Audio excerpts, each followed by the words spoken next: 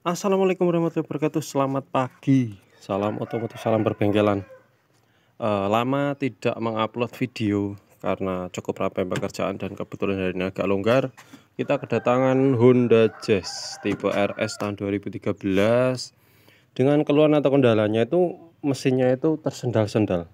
Jadi waktu dipakai jalan gitu kayak orang belajar mengemudi, nyendal-nyendal gitu, nyendat-nyendat gitu. Tapi bukan dari engine. Setelah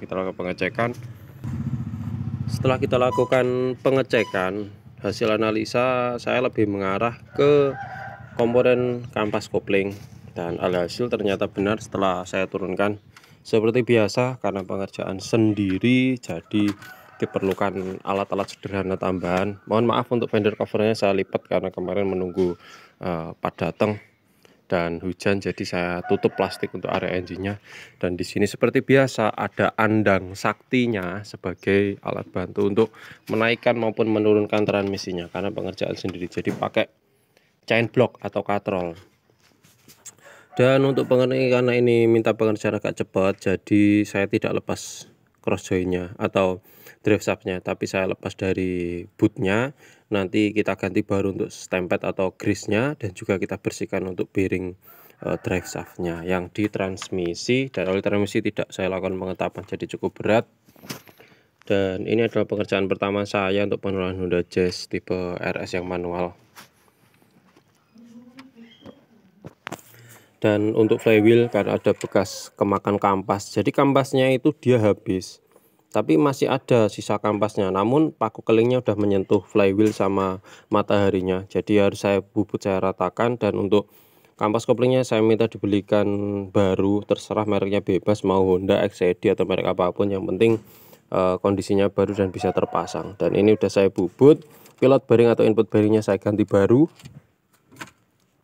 Kemudian nanti untuk drive shaft saya ganti baru. Untuk bautnya ini udah saya kencengkan, untuk momennya adalah 105 Nm atau 10,5 kilo atau 76 feet pound, karena sudah terbiasa menggunakan pengencangan, jadi harus tetap kita sesuaikan dengan speknya. Dan untuk kanvasnya itu momennya 19 feet pound atau 25 Nm atau 2,5 kg. Dan ada tambahan juga, ternyata model bautnya itu segi 12 ya, atau segi banyak istilah saya. Ini pakai kunci sok 17 segi 12 atau segi banyak. Dan untuk yang kanvas koplingnya dia pakai sok 10 segi banyak juga. Nanti fender cover seperti biasa terpasang. Berikut komponen atau spare part barunya. Untuk kanvas kopling kemarin dibelikan merek FCC. Untuk release bearing atau drag lackernya pakai merek NSK. Dan untuk kanvasnya atau mataharinya ini pakai merek Honda. Dan untuk center clutch atau untuk center clutch pemasangan supaya nanti lebih mudah, ada banyak cara. Ada beberapa yang di lem G ininya, ada juga yang pakai kabel T seperti ini. Ini tadi saya coba namun sepertinya kurang akurat.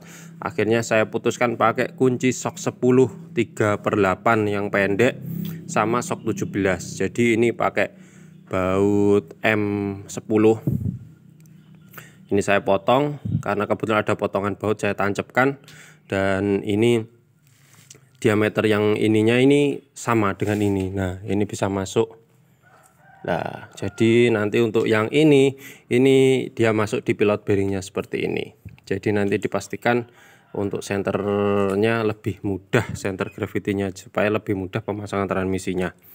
Dan seperti biasa di engine blocknya nanti kita kasih baut track atau baut panjang, kita tancapkan untuk lebih mempermudah kita dalam pemasangan. Jadi lubang baut kita paskan, kita dorong, sudah pastikan masuk. Karena pengerjaan seperti biasa tetap sendirian. Dan untuk lama pembongkaran tadi malam kurang lebih sekitar hampir 40 menitan, karena memang belum pernah melakukan pembongkaran. Dan ada satu baut di dekat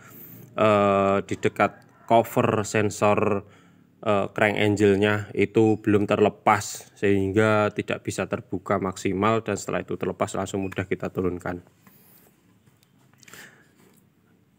Release bearing, kanvas, matahari, dan pilot bearing kita ganti baru. Sama nanti untuk boot drive shaft-nya kita ganti baru, untuk grease-nya cari grease yang encer nggak ada, dapatnya yang model Balmerol ini untuk driveshaft juga sepertinya cukup encer, tidak terlalu kental, semoga nanti aman. Untuk pilot bearing saya punya stoknya merek NTN, ini sama dengan bearing motornya Honda Vario ternyata setelah saya ukur-ukur. Kita lanjut untuk pengerjaannya. Nanti seperti biasa video ini kita kirim juga ke pemiliknya sebagai bukti pengerjaan, sebagai bukti penggantian part-part yang kita analisa atau kita indikasikan bermasalah. Oke, kita lanjut untuk pengerjaannya. Selamat menyimak videonya.